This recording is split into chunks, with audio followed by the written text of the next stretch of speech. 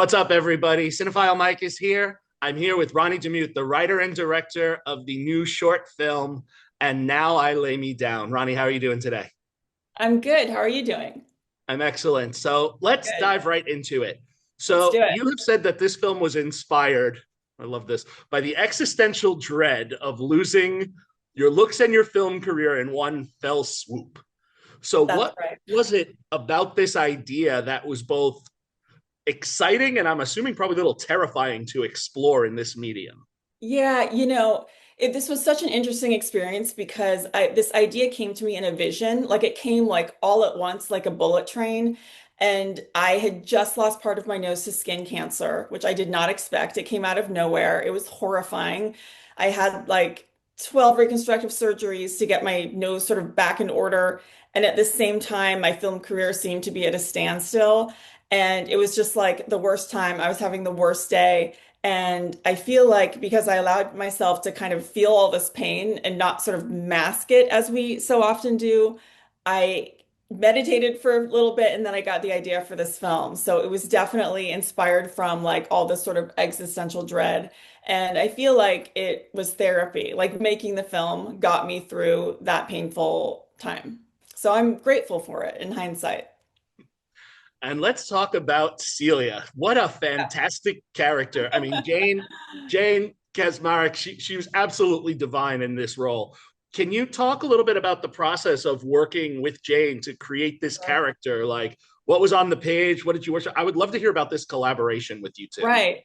Well, I had the character pretty, I had a really solid understanding of who this character was when I wrote the script. It was sort of, had some of pieces of me, but like totally not like me also. And it was loosely inspired by a former acting professor I had named Delia Salvi, who is no longer living. That was helpful for me.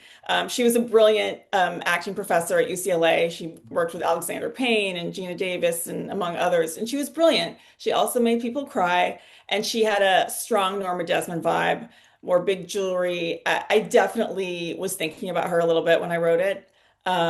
So the character was pretty tight, but Jane, I just adore her. I think she's fantastic. She's one of the funniest people I've ever met in my life. She ate it up and she made it her own and she brought so much more, than I could have ever imagined. So it really was a beautiful collaboration. The Jane is so funny. One of the hardest things about working with her was not laughing during takes because she's so damn funny. I can And sometimes imagine. it was like even too funny for what was happening in the film. So I'd have to kind of steer. Otherwise, it would just be like slapstick. Right. Yeah, so it was great working with her. And talking about that, trying not to be, there are a lot of fun sequences in this film. I mean, it touches on some very serious issues, but there's some really fun sequences in this. There's some flashbacks, there's some fantasy sequences, the dream. Maybe this is like asking you to choose your favorite child, but of all these Yeah. moments, was there one in particular that you really enjoyed getting to shape on screen? Yeah, I love this indulgent question. What do I like the best that I made? It was actually, it's a beautiful collaboration. I think I loved the giving of gifts scene the most, where she actually gets to act with other people because she's mostly alone in this film.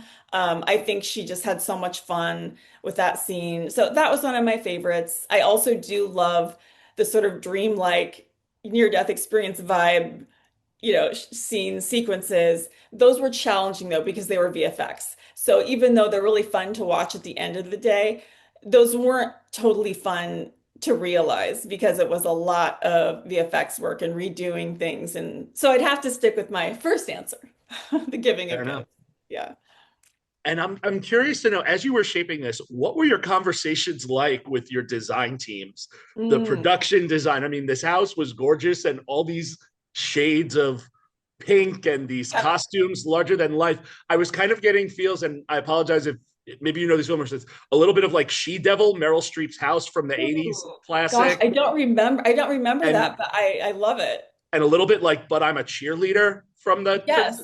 I actually had an image from, I love that. Yes, because I had an image from that in my lookbook. So you hit the nail on the head. so I had pictures from like Valley of the Dolls, mhm. The Love Witch.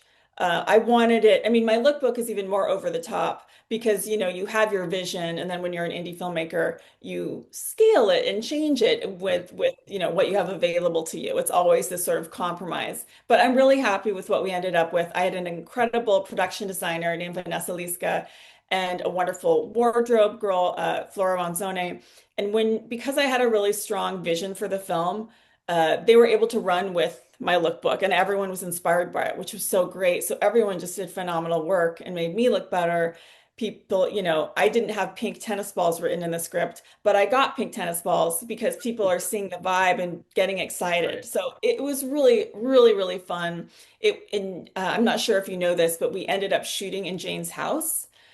So Did usually not. you don't end up shooting in your main actor's house, but Jane was so giving that she let us do this. So the house was ornate and, beautiful, but not as over the top, So there was a lot of production design still that went into it.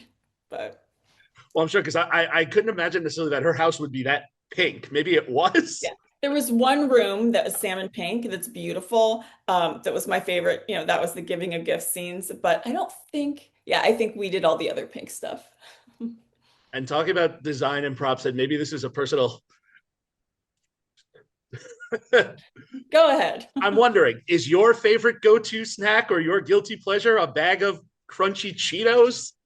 They're so like there's all these carcinogens in them and red number 40. I mean, I have to be hungover. That's when I eat a bag of Cheetos. In general, I avoid those things. But my in-laws have them for my kids. So they're in my life every once in a while, and I always see them and I'm like, damn, I want to eat you, but darn, you're not healthy. So we keep them locked in a cabinet. I mean, and the other thing, like that particular snack to me is so absurd. And like, it's like if you want to think of a funny food, I think that's kind of a funny food. Yeah. It's like neon orange worms. Right. Which is interesting against like we're looking at all these shades of like pinks, and then all of a sudden Mhm. it's like orange. Yeah. Yeah. Now, with this whole aesthetic, talk a little bit about the score. Like, I Mhm. don't want to spoil the film too much for anyone that Yeah. sees this before they see the film, but there was something really magical about the score where there were these moments that were so serious that were accompanied by like a little bit of a jovial tune. Mhm. And then there were other. How did you find that balance? And what were your conversations with your composer like? Sure. Well, I had a wonderful composer. His name was Brad Oberhofer. I was watching the Netflix documentary Andy Warhol, and I heard this song, and all of a sudden I was totally taken by it and was like, oh my gosh, this is the sound I want for the film. I didn't know, but I've been thinking about it because music is so important to me. I found that it was original, which was great, and I tracked down this guy, Brad, and he wanted to do the film. So that was wonderful. He's mostly a piano guy. He's a brilliant pianist. So I think I had some temp music, and you always have like, the best temp music, and you know that like you probably won't love what the composer does as much, but he just really knocked it out of the park. I thought he did a wonderful job. There was only a couple sequences that we went back and forth to like get the right thing, but I had pretty specific temp music in that he was able to. I never want a composer to copy what I have. You want them to be inspired. So I was kind of like, see the vibe I'm going for and then do your own thing. So he's really a wonderful guy. I hope to work with him again. Nice. So you were talking about when you're working with him with the temp music, and when you're working with your design team, you had your lookbook that they ran with. I love to Mhm. ask this question of directors because I'm Yeah. also an educator, so I love when I can get into this piece. So now Yeah. on your resume, you've directed several short films. So Mhm. I'm curious, as you've gone from project to project, thinking back to that first one that you did to Yeah. whatever's going to be next, talk about your creative process, how it's changed. Like, what would you say are some of the best practices that you Yeah. have as a writer director that you take to every job? Mhm. And what are some of those hurdles that you're like, you know what, I want to avoid this? Oh my gosh. Okay, this is a good question. Um, I would say back to that point of having a strong vision. Like it's really important, I think, to have a really clear vision of your project, to be as specific as possible, because as soon as you know what that is and you have images that remind you of what you're talking about and examples of cinematography, people will be able to get on board, and then everyone can bring something to the table, because that's what you want. Really, it's all a bunch of people doing amazing things. Um, so have a strong vision, and maybe don't share until you pretty much know what you want to do, and make sure that your vision is the best way to tell your story, right? Because it's like all these tools we have to help tell our story. So I would say first and foremost, to have a strong vision that can get people excited. Something I've learned many things over the years. There's such a high learning curve from film to film. I wish I was directing so much more often. But for this past film, I would say, you know, have more production meetings. You cannot have too many production meetings with every department. I would go back and have people meet me 3 times as much. I would have had 5 meetings before doing a VFX sequence instead of one. I think that sometimes you think people know what you want, but there's miscommunication. And this happens all the time. Even, I was shadowing a director through the Ryan Murphy Half Initiative recently on like 911 and Dr. Odyssey. And even on these big shows, there's still miscommunication, so it's that human error thing. It happens all the time.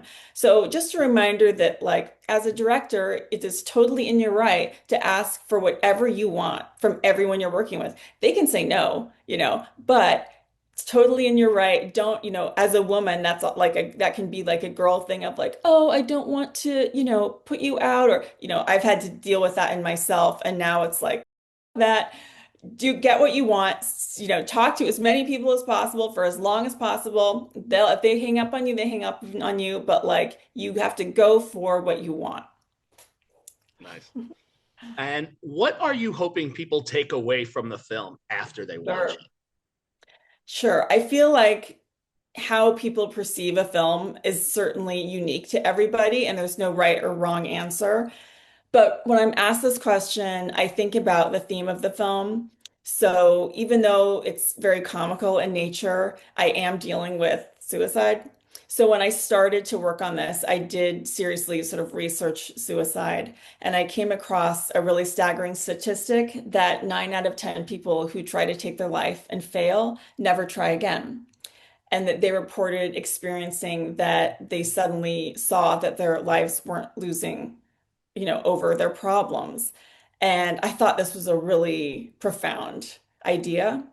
So I sort of took that into this film, and I sort of give her like a near-death experience, if you will, of seeing things that could be. And by the end, I think you can tell that she is in a different place. So, my very long answer to your question, I think, thematically, the idea that through self-introspection, you can heal yourself. That would be an impression I would want people to have. Nice. Well, on that note, Ronnie, thank you so much. I know I have to let you go, but thank you so much for taking the Sure. time to meet with me. Best of luck on the film as it Thank continues you. on its journey, and best wishes to you. Thank you so much. My pleasure.